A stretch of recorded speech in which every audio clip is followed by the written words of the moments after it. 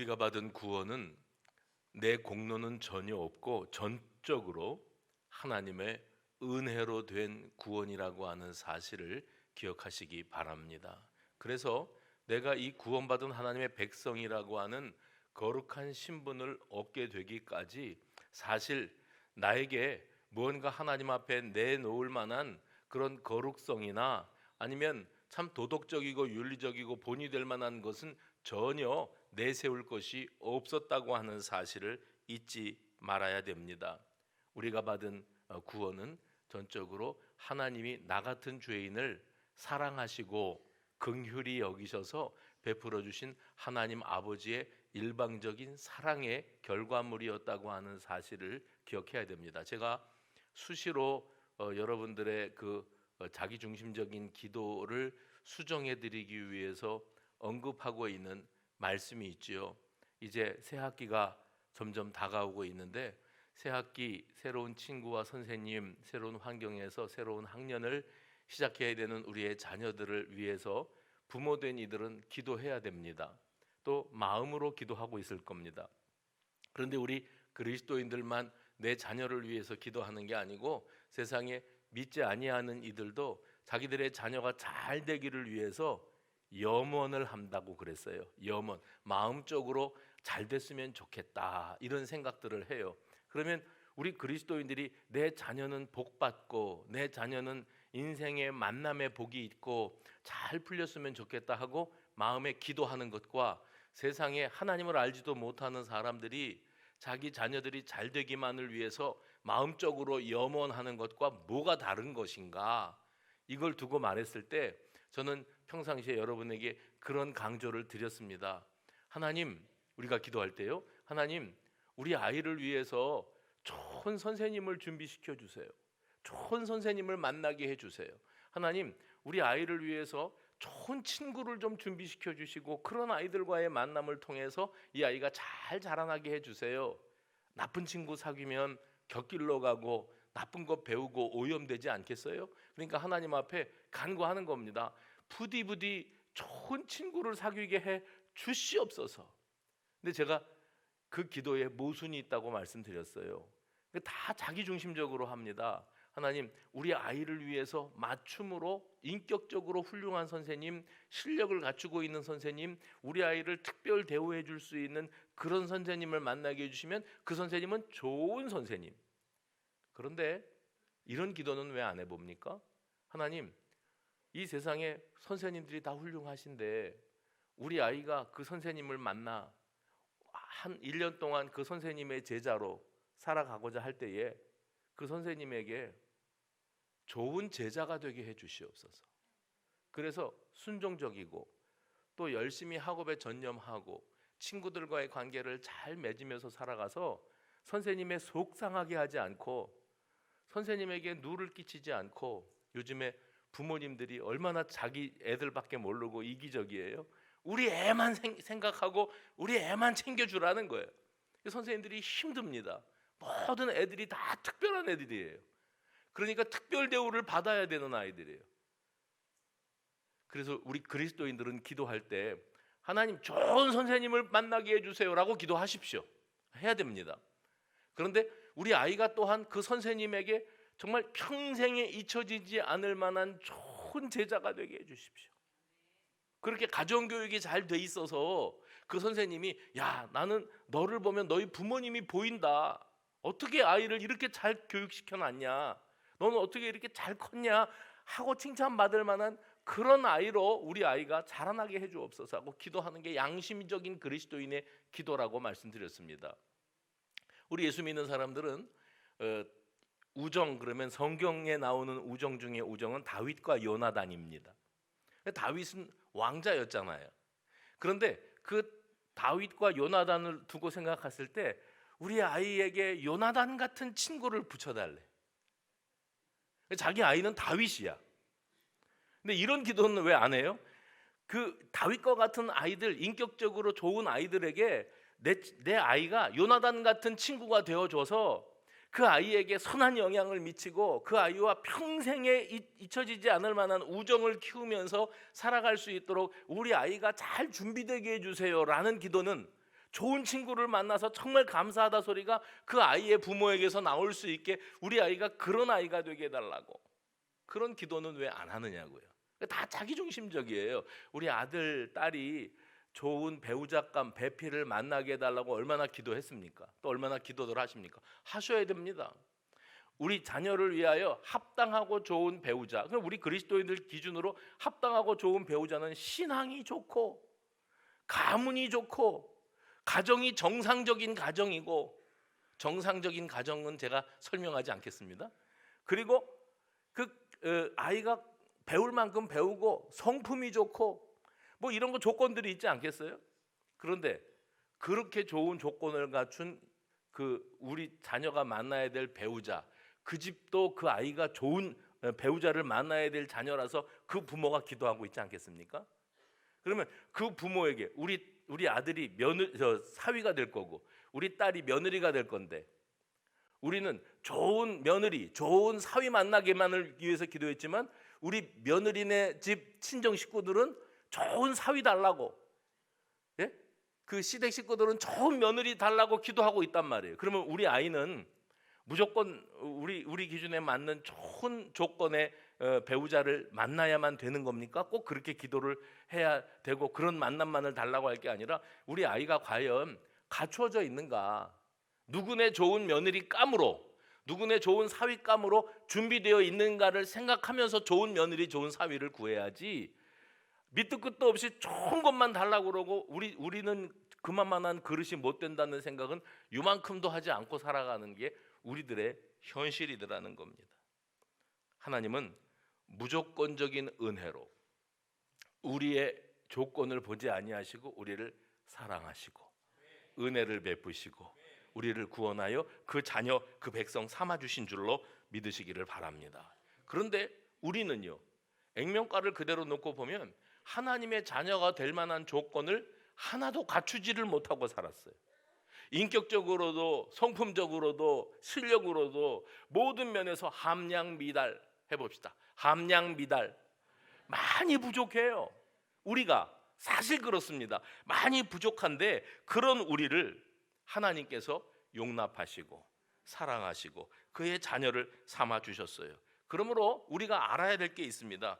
내 자신이 그런 은혜를 받을 만한 신앙과 삶을 이제 갖추고 살아가는 일, 구원받는 과정에서는 내 배경과 실력과 현 주소가 전혀 반영되지 않고 무조건적인 은혜와 사랑으로 받은 구원이라면, 구원받은 이후에는 내가 엉망진창이었을 때 이런 구원을 받았고 사랑을 받았으니 이제 뭐 내가 받은 구원은 돌이킬 수 없는 구원, 취소되지 않는 구원이니까 그냥 생긴 대로 이렇게 살아가다가 죽음을 맞이해도 천국 가는 데는 예수님 십자가 공로만으로 가니까 아무 문제 없겠네. 그리고 계속 엉망진창으로 살 것이냐? 그거는 그리스도인이 아니라는 거예요.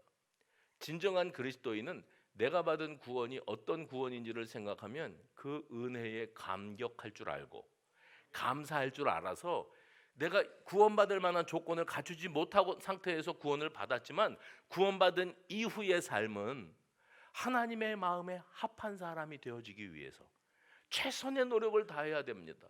거룩을 지켜야 됩니다. 성별된 삶을 살아야 됩니다. 그것을 성화되어져 가는 삶이라, 우리가 2월달 한 달을 여는 새벽 집회의 말씀으로 이 성화되어져 가는 삶에 관해서 말씀을 나누었습니다. 구원받은 이후에 변화된 나의 신분에 걸맞는 생활, 예수님이라면 이렇게 사셨을까? 예수님이라면 이런 결정을 하셨을까? 예수님이라면 이런 말을 하셨을까? 이것을 한 번쯤 한 템포 놓치고 걸러가면서 생각하고 판단하고, 그래서 하나님의 자녀답게, 구원받은 하나님의 백성답게 살아가고자 노력하는 삶을 언제까지요? 주님 앞에 서는 날까지 꾸준히 살아가야 되는 겁니다. 이게 성화의 삶이고, 그 중에 가장 중요한 게 여러분 지금 이 자리, 예배의 자리에 우리가 있는 것이고, 말씀과 기도, 이 경건의 생활에 전념할 줄 알고 살아가는 것이 곧 구원받은 하나님 백성다운 삶의 모습인 줄로 깨달으시기를 바랍니다. 오늘 본문의 열왕기하 4장 1절 이하의 말씀에 보면 한 과부가 엘리사를 찾아와서 이렇게 하소연을 합니다. 이 여인은 자기 사연을 얘기하는 거예요. 당신의 종 나의 남편이 이미 죽었는데 당신의 종이 여호와를 경외한 줄은 당신이 아시는 바니이다. 이제 빚을 준 사람이 와서 나의 두 아이를 데려가 그의 종을 삼고자 하나이다.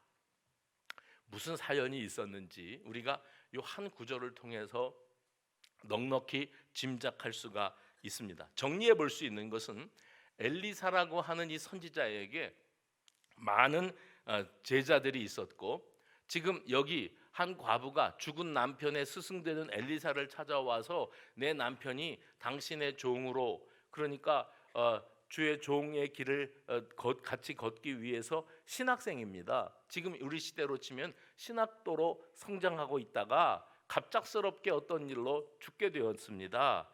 하나님의 부름을 받았습니다. 그런데 그가 떠나고 난 곳에는 혼자 된 여인인 나, 그리고 그가 남겨두고 간 두 아들이 여기 있습니다. 그러니 나 혼자 남편 없이 정말 이 아이들을 키우면서 살아가야 되는 기가 막힌 형편이었습니다. 그런데 이 아이들이 이제 어떻게 될 위기에 처해 있어요? 남편이 생전에 진 빚으로 말미암아 이 남편의 빚을 대신해서 이 둘밖에 없는 이 아들이 이제 남에게 종으로 끌려가게 생겼다는 거예요. 저는 이 장면을 묵상하면서 좀 의아한 생각이 들었습니다. 그건 바로 뭐냐면 엘리사에게 제자가 한둘이 아니었을 거고, 그 가운데는 병으로나 사고로나 어떤 일로 먼저 세상을 떠나는 그런 제자들도 있을 수 있는 일인데, 지금 이 여인은 아주 당당합니다. 당당하게 엘리사에게 자신의 기가 막힌 사연을 일일이 다 설명을 하고, 신실하고, 자기 남편이요, 신실하고 하나님을 경외할 줄 아는 그런 신앙을 가진 사람이었노라고 선포합니다. 사실이었던 것 같습니다. 그래서 이 여인의 남편은 살아생전에 엘리사를 스승으로 모시고 이제 주의 종의 길을 걷기 위해서 착실하게 양육받고 공부하고 성장하고 있었는데, 그는 매우 신실한 사람이었다. 모범적인 신학생이었다. 그런데 그가 워낙에 가진 것이 없었고, 그래서 하나님 앞에 불리워 가면서 아내와 아이들을 남겨놓고 떠나갔는데 뭐만 남겼는가 하면 빚만 남겼어요. 이 빚 문제 때문에 정말 이 여인은 남편이 남겨두고 간 이 부채의 문제 때문에 큰 현실적인 고민을 떠안게 되고 말았습니다. 이때 당시에 엘리사가 어떤 상황이었는가 하면 자기 스승이 엘리야라고 하는 위대한 인물인데, 그 엘리야에게 선생님에게 하나님이 허락하신 영감의 갑절의 것을 나에게 주시기를 원합니다 해서 그 갑절의 영감이 엘리사에게 임했던 때입니다. 그리고 사실 이 엘리사가 이때 당시에 엄청나게 많은 기적을 베풀고 있었던 그런 상황이었습니다. 엘리사의 영향력이 얼마나 대단했었는지, 엘리사에게 사환이, 그러니까 종이 하나 있었습니다. 비서실장쯤 된다고 하십시다. 이 게하시라고 하는 이름을 가진 엘리사의 비서가 있었는데, 이 사람이 스승의 이름을 팔아서 재산을 축적하려고 했던 사건이 이 성경에 등장을 합니다. 그러니까 이 정도면 우리 스승이 엘리사거든요. 그러면 사람들이 그 말만 듣고 그에게 무언가를 줄 수 있는, 그를 신뢰하고 엘리사를 신뢰하고 또 존경했기 때문에 그의 제자라는 이유만으로 그에게 뭔가를 그냥 조건 없이 넘길 수 있는 그런 정도의 위상을 엘리사가 가지고 살아갔던 그런 상황이었습니다. 여러분 잘 알고 계시는 아람 나라의 군대 장관 나만 장군이 있었지요. 이 사람 뭐로 유명합니까? 나병에 걸려서 죽어가고 있었습니다. 고통을 겪고 있을 때 엘리사를 만나러 와가지고, 그래서 엘리사를 통해서 요단강 물에 7번 몸을 씻고 그리고 그 병이 깨끗이 나아졌던 그런 사건이 있었습니다. 그때 나만이 자기가 병이 깨끗이 난 사건을 두고 엘리사에게 뭐라도 보답을 하고 싶었습니다. 뭐라도 보답을 하고 싶어서 그래서 예물을 엘리사에게 보냈어요. 그런데 막상 엘리사가 그 예물을 받으려고 들지를 않습니다. 그리고 굳이 그 예물을 돌려보내지요. 그런데 옆에서 봤던 그 비서 게하시가 이게 못마땅한 겁니다. 아니 준다는데 받지. 그걸 왜 안 받아? 이게 못마땅해가지고 그 사람들 나아만의 군대 장관 나아만의 선물이 돌아간 다음에 그를 뒤쫓아갑니다. 게하시가 자기 임의로 쫓아가가지고 이렇게 말합니다. 거짓말. 뭐라고 말하냐면 우리 선생님이 지금이라도 저한테 뭘 주실 게 있다 그러면 달라고 그러시네요. 그러면 제가 받아다가 선생님한테 갖다가 드리겠습니다. 그러니까 기호왕에 주려고 왔던 사람들이니까 뭐 뒤늦게라도 받겠다고 누가 왔으니까 그러면 이거 갖다 드리라고 줬겠지요. 그 다음에 엘리사에게 그것이 전달되었는가? 배달 사고. 자기가 챙겼어요. 바로 이 사실로 말미암아 엘리사가 그 게하시에게 진노합니다. 그리고 네가 나병에 그 나만 장군이 걸렸던 그 나병에 걸려서 네가 죽으리라. 그래서 그렇게 죽었습니다. 이런 사건을 우리가 지켜보면서 하나님 앞에서 지금 이런 분위기 속에 있었던 정황 속에서 엘리사의 어떤 제자가 있었는데 그 제자는 자기가 스승의 이름만 팔아도 이렇게 빚을 지고 살 이유가 없는 사람이에요. 지금 게하시 사건을 통해서만 봐도 얼마든지 자기 것을 챙길 수가 있었던 상황인데 그는 우리식 표현대로 하면 매우 고지식했고 순수했고 그리고 하나님 두려운 줄을 알았고, 아멘입니까? 하나님 두려운 줄 알아서 할 수 있고 해먹을 수 있는데 그렇게 살지 않겠다. 나는 그렇게 살지 않겠다. 어디서 들어보시지 않았습니까? 2월달 성화되어져가는 삶에 대해서 우리가 말씀을 나눌 때 한마디 제가 그 말씀을 드려서 해봅시다. 나는 그렇게 살지 않겠습니다. 다들 그러고 살아도 그렇게 살 수 있어도 나는 그렇게 살지 않겠습니다. 바로 이것이 오늘 이 엘리사의 한 제자, 이 이름도 나오지 않아요.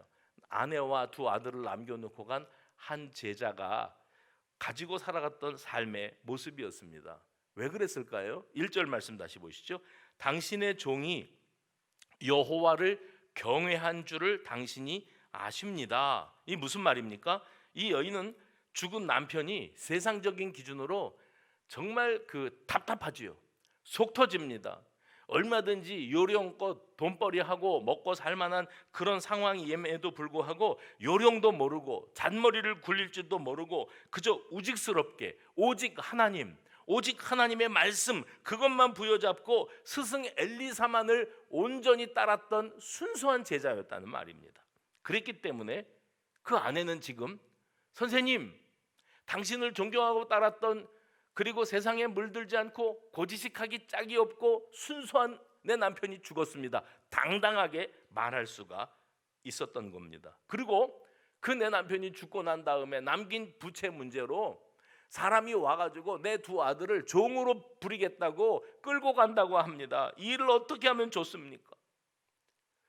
1월달 한 달을 여는 특별 새벽 집회 때 3일 동안의 말씀을 나누면서 제가 이런 말씀을 드렸어요. 사람이 잘 살았다, 그는 참 잘 살다 갔다 라고 말하는 것은 과연 무엇을 뜻하는 것일까 하면서 제가 예수님의 비유를 언급을 했던 기억이 있습니다. 어떤 사람이 농사를 지어가지고 소출이 풍성해요. 많은 곡식을 거두었습니다. 근데 그가 어떤 결정을 내렸는가 하면 내가 창고를 헐고 새로 창고를 지어서 이제 올해 거둔 소출을 거기다가 다 쌓아놔야 되겠다. 하나님이 그 소리를 들으시고 말씀하시기를 어리석은 자여.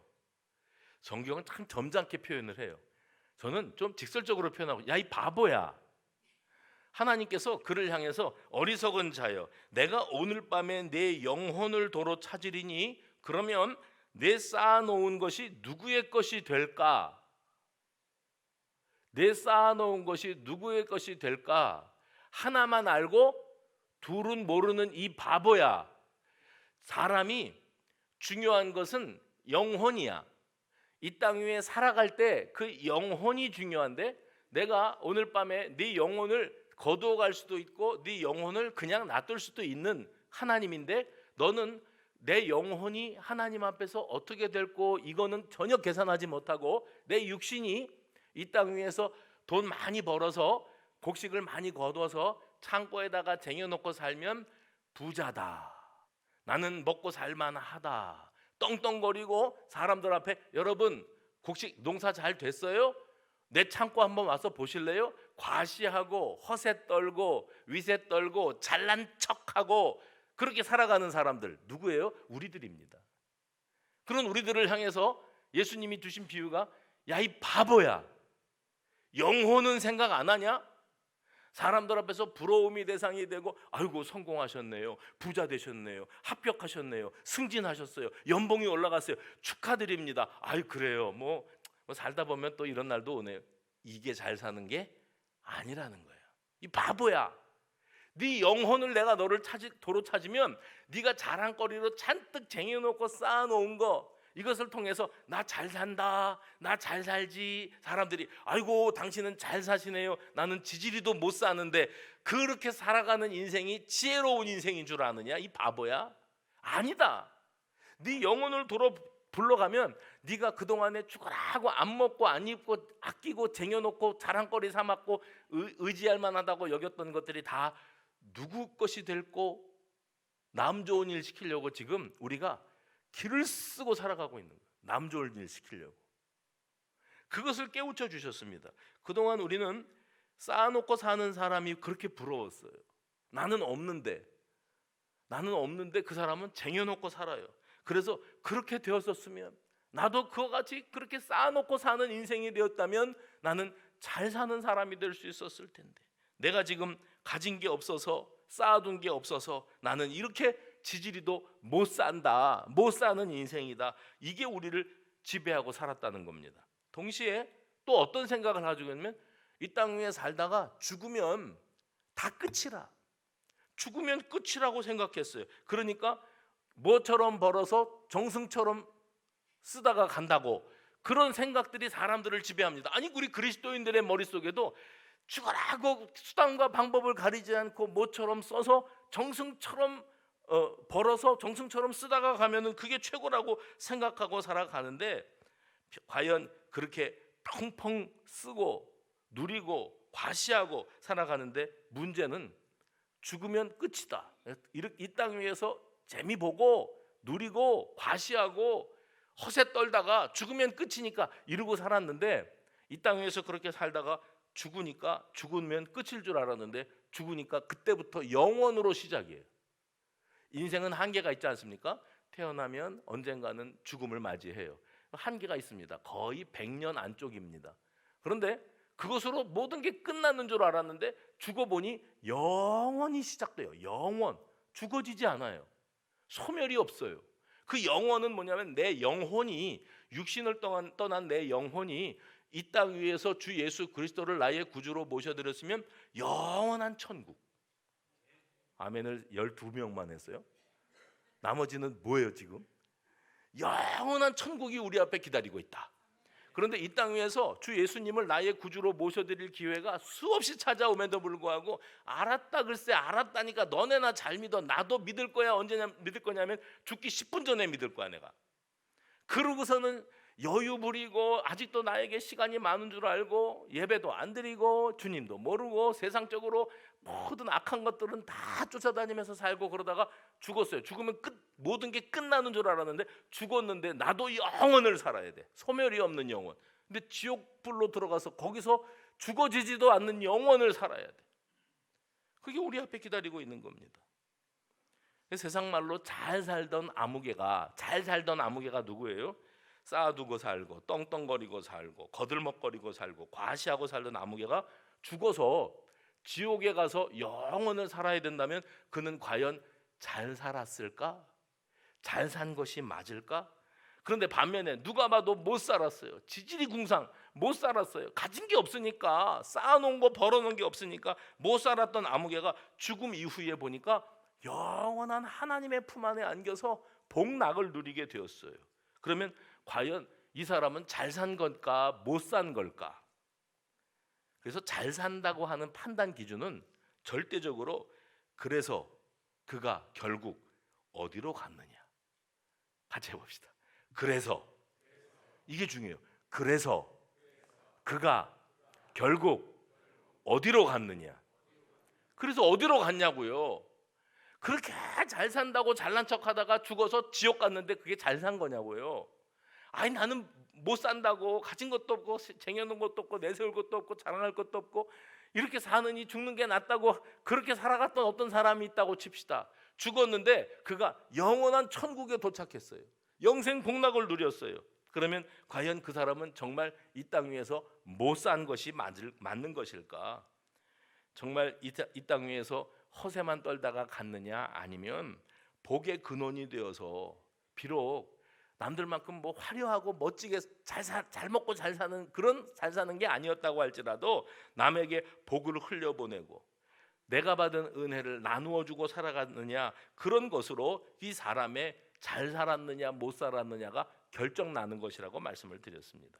오늘 여기 본문에 등장하는 엘리사의 이름 없는 이 제자, 아내와 두 아들을 두고 훌쩍 떠나가 버린 이 제자, 세상적으로는 가난했으니까 빚만 남기고 갔으니까 못 산 사람이에요.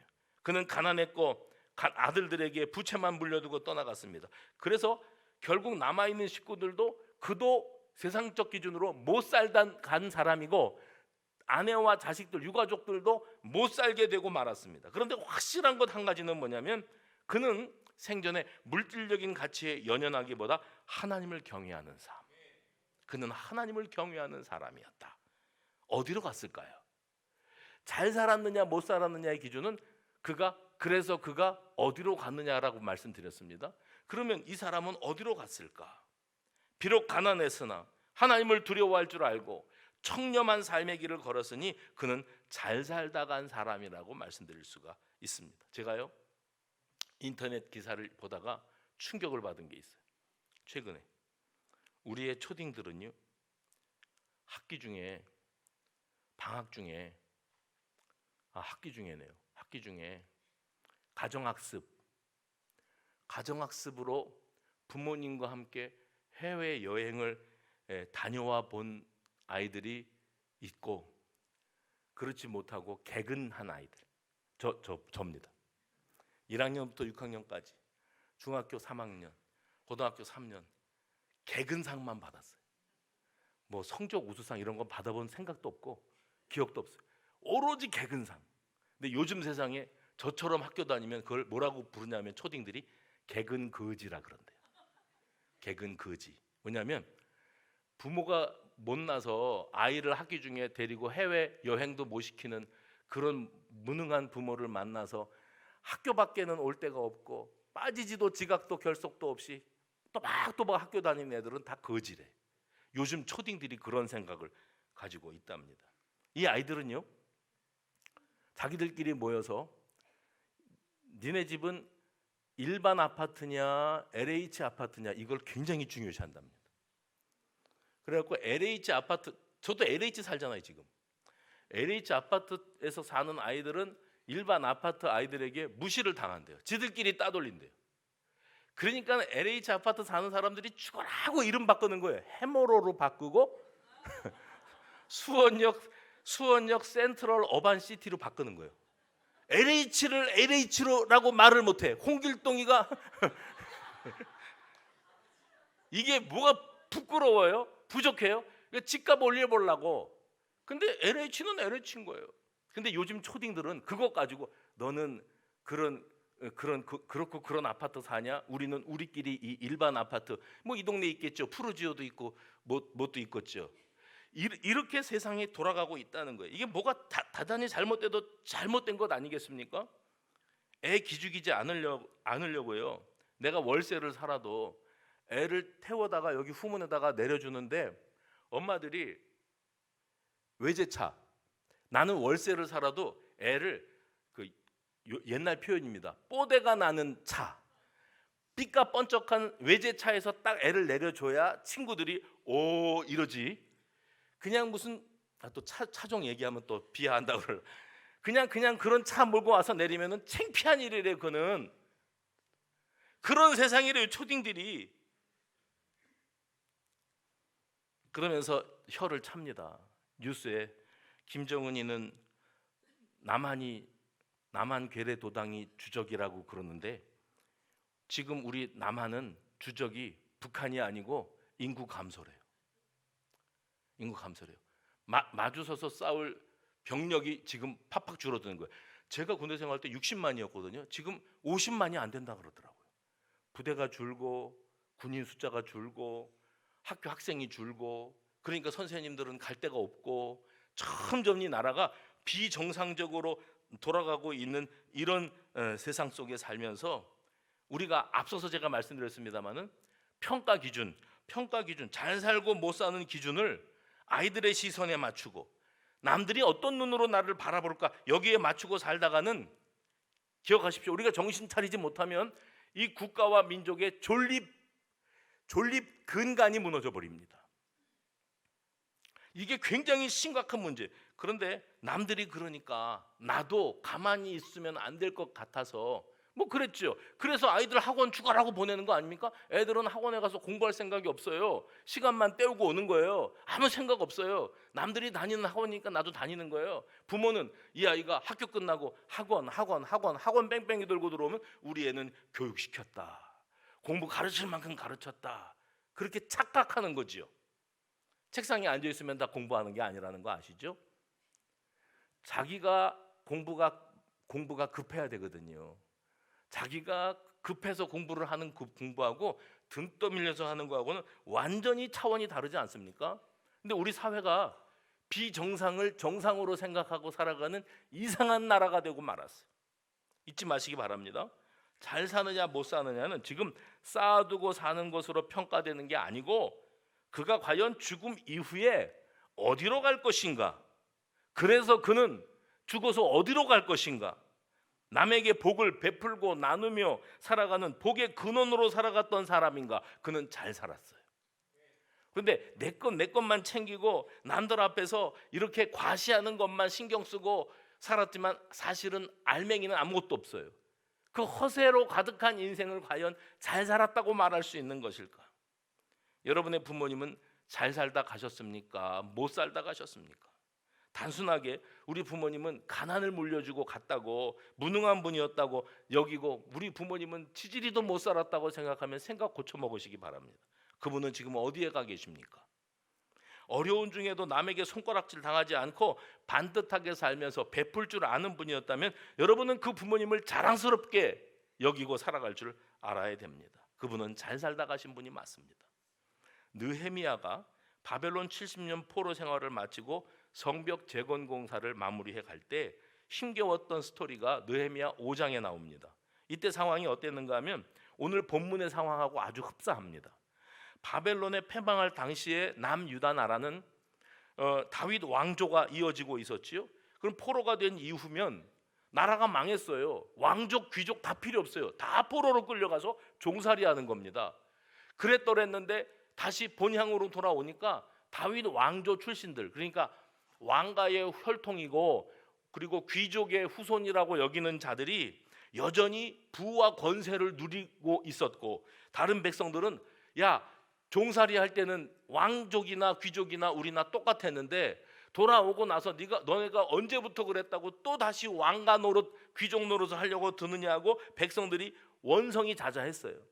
사실은 모두가 다 한 끼니를 때우기가 어려운 시절이었고 자기들의 밭에 포도원과 집을 저당 잡혀서 곡식을 얻어야만 될 상황이었고 부채 문제가 해결되지 않아서 자기들의 자녀들을 종으로 넘겨야만 되는 그런 비참한 상황까지도 일어나고 있었습니다. 대대로 물려받던 부동산까지 다 남의 것으로 넘어가는 상황. 지금 엘리사의 어떤 제자가 가난을 자식에게 물려주고 떠나가는 그런 상황하고 똑같은 상황입니다. 그래서 백성들이요 절망하고 탄식하고 이런 말까지 했습니다. 느헤미야 5장 5절에 보면 우리에게는 아무런 힘이 없도다. 우리에게는 아무런 힘이 없도다. 그런데 느헤미야의 직위가 어떤 직위였는가 하면 대페르시아 제국의 아닥사스다가 파견한 총독이었습니다. 총독의 신분으로 이스라엘 백성들을 바라보니 이 백성들이 원망을 하고 있고 유다 자손들, 그 왕족이라고 귀족이라고 잘난 척하는 사람들 바라보면서 너희들이 언제부터 그래? 나라가 망했었잖아. 망했던 나라가 지금 겨우 복구됐는데 또다시 너희들이 권세를 부리고 떵떵거리고 살면서 잘난 척하면서 위세를 떨면서 우리를 하대하고 우리를 짓밟고 멸시해. 이것으로 원성이 가득한 이런 상황이었습니다. 그래서 느헤미야가 총독의 신분에서 그 잘난 척 하려고 드는 유다 자손들, 다윗의 후손들, 왕족 귀족들을 꾸짖었습니다. 과거 너희가 어려움을 당했을 때 모두가 똑같은 신분이었고 이 백성들이 너희들을 그래도 어려움 가운데서 돌봤는데 그때는 생각지 않고 지금에 와서 동족들에게 이자를 받고 자녀들을 종으로 넘기려고 하면 너희들은 그게 양심이냐? 그때에 유다의 자손들이 유구무원 아무 말도 하지 못합니다. 이때 느헤미야가 자신도 이 백성들에게 돈을 빌려주거나 한 일이 있지만은 이렇게 선언합니다. 나는 이제부터 이자를 받지 않겠다. 자기 내려놓음이에요. 왜냐하면 이 백성들의 그 원성을 잦아들게 만들고 이 무너진 질서를 다시 잡고 이게 양심이었거든요. 그래서 그는 양심의 소리를 따라 유다 자손들이 동족들에게 이자를 받아먹고 세금을 걷어내고 하는 이런 것들을 잘못됐다고 말하기 이전에 그들을 책망하면서 나는 이자를 받지 않겠다. 자기 희생을 자기가 대가를 지불하는 것을 조금도 주저하지 않고 선포합니다. 더 나아가 느헤미야 5장 14, 15절에 보면 느헤미야가 바사왕이 파견한 총독의 신분이기는 했지만 이제부터 내가 12년 동안은 내 백성들이 낸 세금으로 녹을 받지 않겠다. 그동안 세금을 걷어가지고 총독이 녹을 받고 살았는데 내가 이 백성들이 낸 세금으로 내 녹을 받지 않겠다고 선언을 합니다. 저는 이 장면을 묵상하면서 느헤미야가 가난하기 짝이 없는 자기 백성들의 형편을 듣고 자기가 먼저 기득권 얼마든지 받을 자격이 있고 받을 수 있지만 내가 그렇게 하지 않겠노라고 선언하는 모습을 보면서 그런 모습을 통해서 유다 자손들 그들도 자기들 기득권을 내세워서 귀족 노릇 왕족 노릇 하려고 들고 세금 걷고 대접받으려고만 하는데 봐라 내가 먼저 내려놓겠다. 내가 세금 받고 그것으로 내 먹고 살 대책 세우는 거 하지 않겠다. 그런 큰 결심을 하게 됩니다. 그러니 일단은 이 기득권 세력들이 가난하고 어려운 이들의 이 비참한 현실, 배고프고 어려운 현실을 공감하고 자기 기득권을 내려놓는 데 있어서 가장 먼저 누가 했는가? 앞장서서 느헤미야가 총독으로서 자기 권세를 내려놓겠다고 선언을 했습니다. 내가 희생하겠다. 내가 더 이상 아무것도 기대하지 않겠다. 느헤미야는 그렇게 해서 당당할 수가 있었어요. 백성들 앞에. 엘리사의 제자였던 이 여인이 제자였던 사람의 이 아내가 되는 여인이 그렇게 엘리사를 찾아와 가지고 당당하게 내 남편은 죽었습니다. 죽은 내 남편은 당신밖에 모르는 신학도였습니다. 하나님을 경외하는 사람이었죠. 그는 정말 우직스럽고 진실하게 사느라고 그래서 이 땅 위에서 빚만 남겨놓고 떠나갔습니다. 그래서 우리 아들들이 종으로 팔려가기 생겼는데 우리 아들들을 좀 살려주시고 우리를 좀 돌아봐 주시기 바랍니다 하고 엘리사에게, 사실 엘리사에게 제자가 한두 명도 아니었고 이런 흡사한 사연을 가진 사람들이 또 있었을 터인데도 이 여인이 마치 맡겨놓은 돈 달라고 하는 것처럼 당당하게 말할 수 있었던 그 근원이 어디에 있는가? 그 남편이 잘 살다 간 사람이었어요. 떳떳한 사람이었어요. 부끄러울 것이 없게끔 살다 간 사람이었기 때문에 이렇게 말할 수 있었습니다. 비록 가난했지만 그 가난을 물려주고 갔지만 남편의 아들들의 아버지는 하나님을 경외하는 사람이었고 진실하게 살아갔던 사람이었던 것을 기억해 주시기 바랍니다 하고 말할 수 있었다는 거예요. 느헤미야가 가난한 백성들의 부르짖음을 듣고 화가 나기도 했지만은 그는 느헤미야 5장 7절에 깊이 생각하고라고 돼 있어요. 깊이 생각하고 유다의 왕족과 귀족들을 책망한 다음에 그는 결단을 선포합니다. 나는 세금을 거두지 않겠다. 이자도 받지 않겠다. 그 거둔 세금으로 내가 녹을 먹고 살지 않겠다. 이런 선언을 했더니 유다의 귀족들 왕족들이 자기들도 어쩔 수가 없습니다. 동조할 수밖에 없었습니다. 저는 이런 생각을 했습니다. 삶으로 실천하고 삶으로 본을 보이는 것보다 더한 감동은 없다. 다시요. 삶으로 실천하고 삶으로 본을 보이는 것보다 더한 감동은 없다. 사람들에게나 하나님 앞에서나 우리가 당당하게 살아갈 수 있는 조건은 오직 하나뿐인데 덩덩거리고 큰 소리치고 쟁여놓고 잘 산다는 부러움의 대상이 되어서 사는 게 아니고 내가 결단하고 희생하고 양보하고 공감하고 하나님 앞에 하나님을 두려워할 줄 아는 그런 삶을 살았다면 그것보다 당당할 수 있는 조건이 또 뭐가 있겠습니까? 그러니까 우리가 그리스도인으로 살아가지만 하나님 앞에 설 때마다 내 양심이, 신앙 양심이 부끄러워요. 왜냐하면 내가 거짓된 삶을 살았고 위선을 떨었고 더 말은 번지르르 하겠지만 삶이 그렇지 못했고 했다면 우리가 하나님 앞에 고개를 어떻게 들 수 있겠습니까? 그런데 어떤 신학도에 남겨진 자녀들이나 이 느헤미야 총독의 결단을 들은 이 유다의 다윗 자손의 귀족들, 왕족들은 그들의 희생을 생각하면서 그렇구나, 정말 중요한 것은 우리가 말로 한몫 보는 게 아니고 삶으로 실천하는 것이로구나. 오늘 말씀의 제목을 봐주십시오. 삶으로 아멘, 삶으로 기도. 해봅시다. 삶으로 아멘, 삶으로 기도. 엘리사의 제자 중 한 사람, 아내와 두 아들을 남기고 간 이 제자는 세상적으로는 실패한 사람으로 비춰졌을 겁니다. 이 땅에 살면서 가난하게 살았고 지질이 못 살았고 가난을 물려주고 떠나갔고 세상 물정도 모르고 오로지 하나님밖에 모르는 그런 사람. 그 죽은 남편이 남겨두고 간 부채로 말미암아 아들들을 남에게 종으로 넘기게 생긴 이 하소연하는 여인, 그 여인이 엘리사를 찾아와가지고 내 남편이 누구냐면 당신의 제자입니다. 그런데 이렇고 저렇고 이렇게 됐습니다 말할 수 있었던 것은 자기 남편이 삶으로 아멘하고 살던 사람이에요. 삶으로 순종이 되던 사람이에요. 그렇기 때문에 가능했습니다. 그리고 그 아내 된 여인은 남편의 삶을 앞세워서 간구할 수 있었던 겁니다. 올해 우리 교회 표현은 말씀 앞에 아멘하자. 주님보다 앞서지 말고 말씀 앞에 아멘하자. 해봅시다. 말씀 앞에 아멘하자. 거기다가 저는 가로 열고 말씀 앞에 삶으로 아멘하자.